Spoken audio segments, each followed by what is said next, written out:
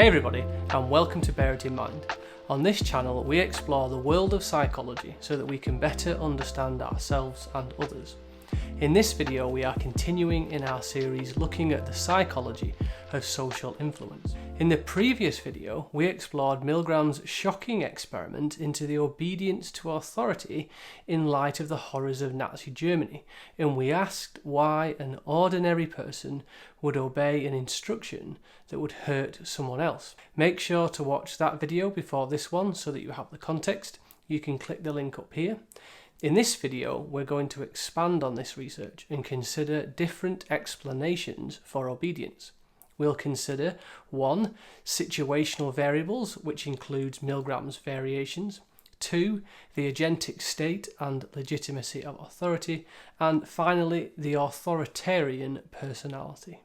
As usual, there are timestamps below if you want to jump to a certain section, and towards the end of the video I'll be sharing a tip for any of you psychology students to help you gain some easy evaluation marks in the exam, so look out for that. But for now, let's dive in. In Milgram's original experiment, he found that 65% of participants, those who played the role of a teacher, were willing to go all the way up to 450 volts on the shock generator and potentially seriously harm a person, a learner, because they were instructed to do so. They were just obeying orders. However, Milgram found that the degree to which we obey can be affected by certain situational factors. Firstly, obedience rates will drop if proximity is changed. For example, if the teacher and the learner are nearer to one another, i.e. they're in the same room rather than in different rooms, the teacher is less likely to obey the instruction to give someone an electric shock, dropping from 65% obedience to 40%. Secondly, location. When Milgram moved the research from the prestigious Yale University to a run-down office building, the obedience rates dropped to 48%. And thirdly, uniform. When the experimenter was no longer dressed in a scientific grey lab coat, but instead was dressed as an ordinary member of the public, obedience rates dropped to 20%. These three factors, proximity, location, and uniform, demonstrate how situational variables, external factors, can explain why people are more or less likely to obey authority. If you'd like more detail on these three factors, make sure to watch the previous video on obedience. Now, in terms of evaluating the situational explanation for obedience, has there been any other supporting research into this besides Milgram? And yes, there has. There's been lots, but I'm just going to focus on one, a field experiment by Bickman in 1974. In this study, people were stopped on the streets of New York by an experimenter who asked them to pick up a paper bag, or to give some money to a stranger for a parking meter, or to simply move away from a bus stop. However, when giving these instructions, the experimenter was either dressed as an ordinary citizen in a sports jacket and tie, a milkman, or a guard. The results indicated that the people in the street obeyed the experimenter more when dressed as a guard than when dressed as a milkman or an ordinary citizen. On average, the guard was obeyed on 76% of occasions, the milkman on 47%, and the ordinary citizen 30%. This study clearly demonstrated the influence of uniform, a situational external factor, to influence and shape people's level of obedience. Now, I'm not recommending you do this, but here's a funny example of the power of uniform. Back in 2016, two guys in Australia decided to wear high-vis jackets to see how they could use them to get into certain places. First they started with a cinema, no problem. They walked straight in past the guy at the desk and into the first movie theatre, no problem. Then they went for something a bit more ambitious, the zoo. They just strolled on by and even had other employees at the zoo acknowledging them throughout the day. Then they went for the big one. They hopped in an Uber to the local stadium, switched out their yellow high-vis for orange to match the security team for that particular event, and with a bit of effort managed to get into a Coldplay concert. How's that for the power of uniform and obedience to authority? However, to further evaluate this explanation, we must always remember that because psychology is studying people, human behaviour never happens in isolation, and as such must always be considered in terms of culture. The situational explanation for obedience has been questioned because many studies conducted in other parts of the world have found differing obedience rates. For example, Kilmer Mann in 1974 replicated Milgram's study in Australia and found that compared to Milgram's 65%, only 16% of participants went all the way up to 450 volts. And then Mantell in 1971 conducted the same study in Germany and found obedience rates in participants of 85%. All of this goes to suggest that obedience to authority can be affected by the way different societies and cultures are structured, and in particular how children are raised to perceive authority figures. In other words, obedience to authority is more complicated than just a set of situational factors like proximity, location, and uniform. And one additional evaluation point here, remember the situational explanation for obedience to authority stems from Milgram's research. So if we want to undermine or criticise the situational explanation, we can easily do this by criticising the very thing that it's based on, i.e. Milgram's experiment. Check out this video up here for specific evaluation of Milgram's study. Now let's consider our second explanation. Milgram thought deeply about what he found in his original study and, based on his observations, proposed what he called the agentic state and legitimacy of authority. This explanation is concerned with how others can influence an individual's behaviour as opposed to the strictly external factors like location and uniform. Milgram took the view that in social situations we are either in one of two states.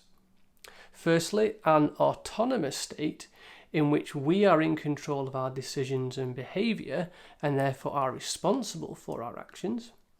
The opposite of this is the agentic state. We are an agent, and an agent is someone who acts for or in the place of another, and as a result, we feel we are no longer responsible for our behaviour. We become the agent of someone else's will and follow their orders.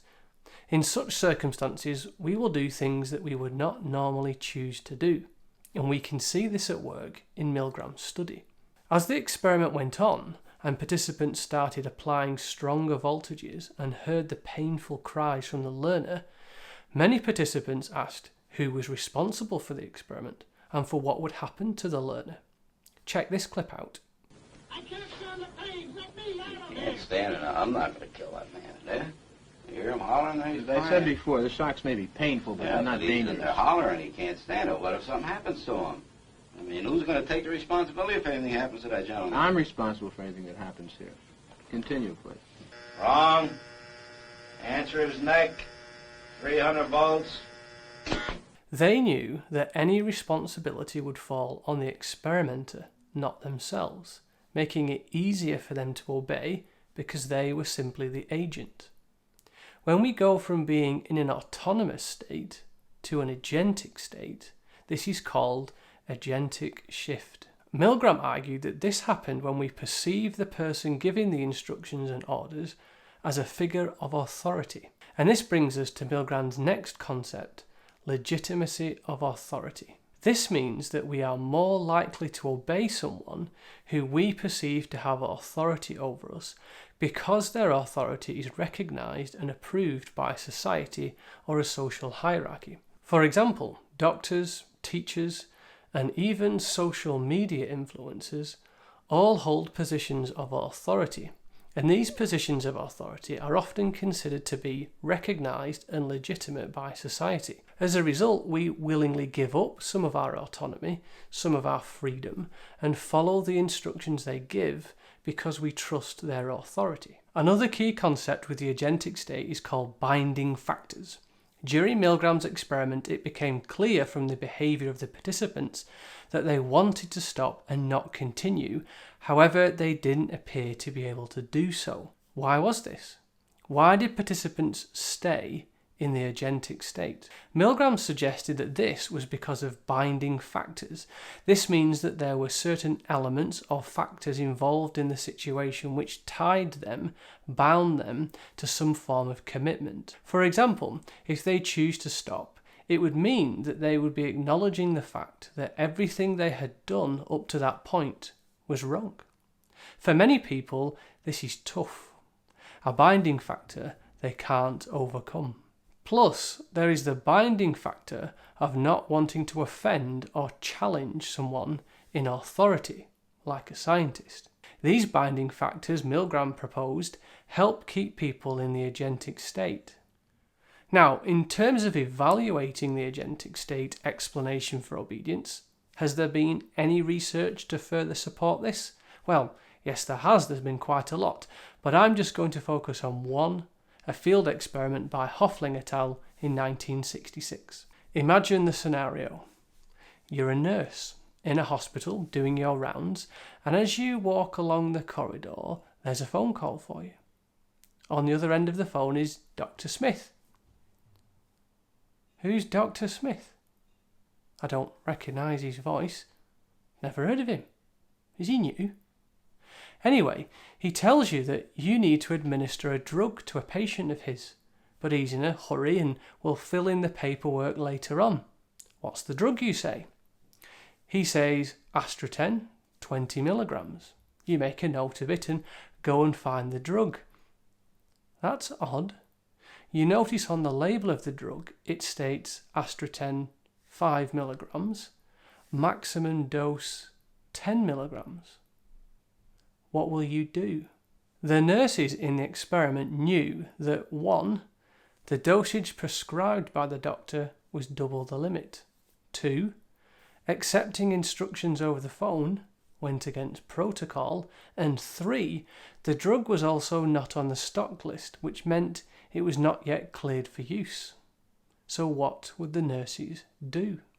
Hoffling et al. Found that out of 22 nurses, 21 obeyed the doctor's orders and went to administer the drug to the patient.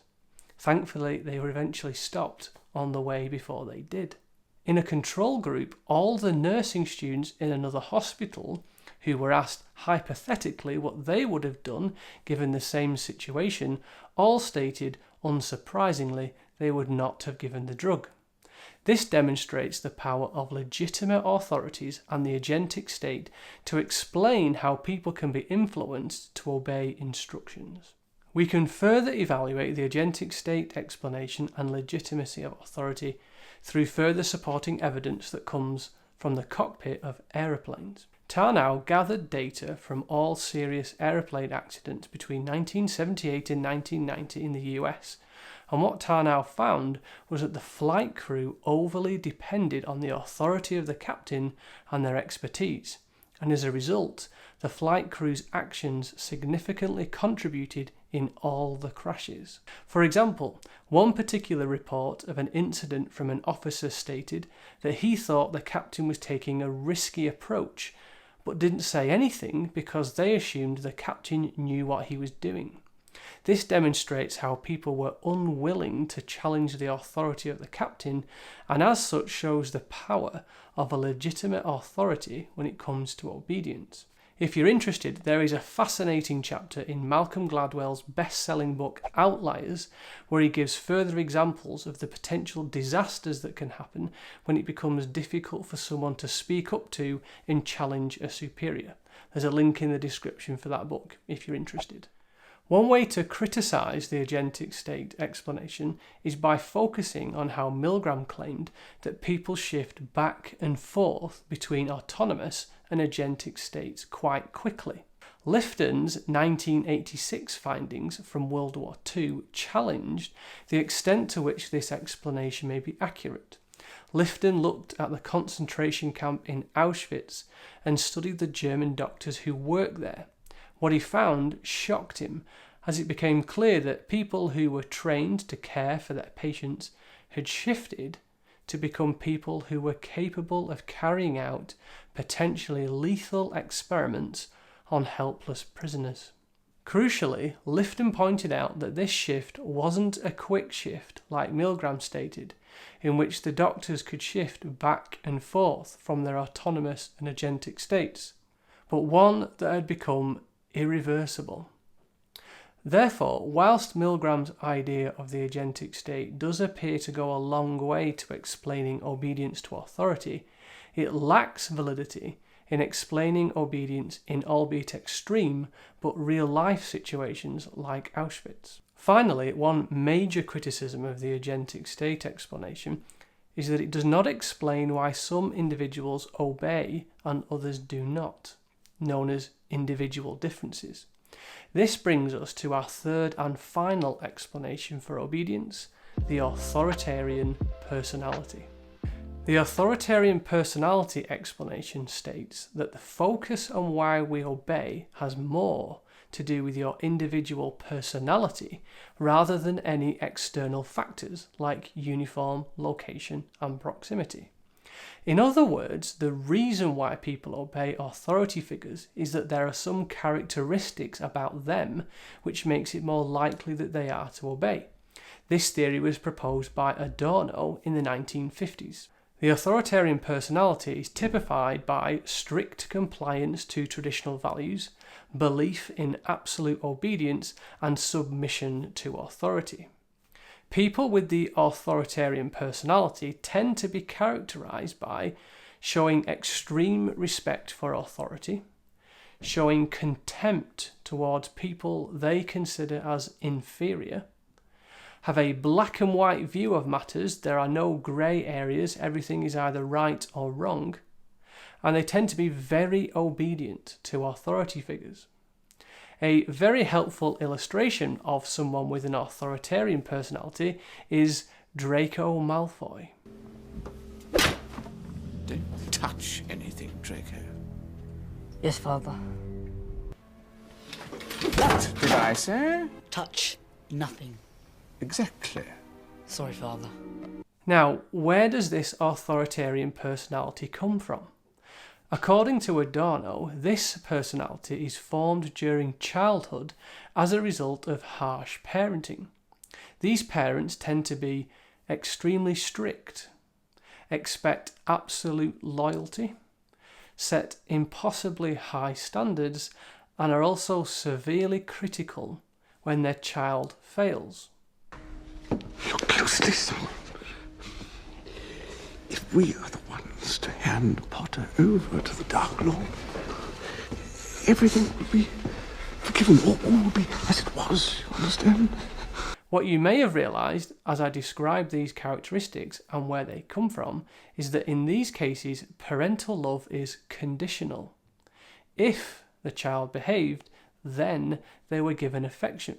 Adorno drew many of his ideas from Sigmund Freud and his psychodynamic theory. Adorno suggested that over-strict, harsh and punishing parenting sets up a lasting conflict within the individual. According to Adorno, when a child is brought up in a situation like this, it can lead to resentment and hostility towards their parents.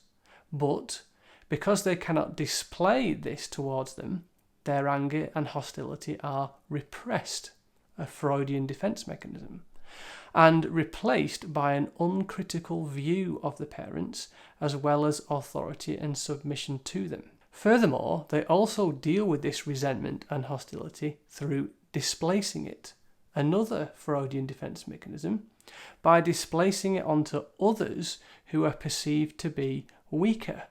No one asked your opinion, you filthy little mudblood.